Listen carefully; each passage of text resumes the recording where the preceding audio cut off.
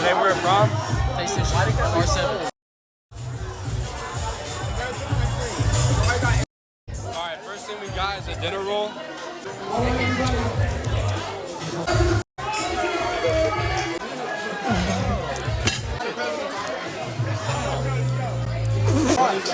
You need access. Salad.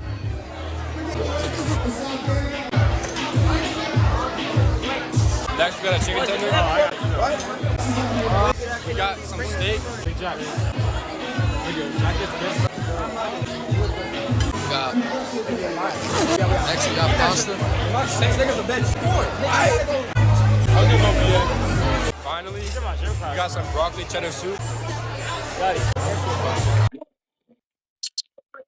So, everything was better than we thought it was gonna be, but still not very good. So, give it a 5 out of 10. For individually, the salad exactly as you'd expect. Bun, that was pretty solid. Pasta, terrible. Chicken, terrible. And the broccoli cheddar soup, that was probably my favorite thing. If you have anywhere you want us to go next, put it in the comments.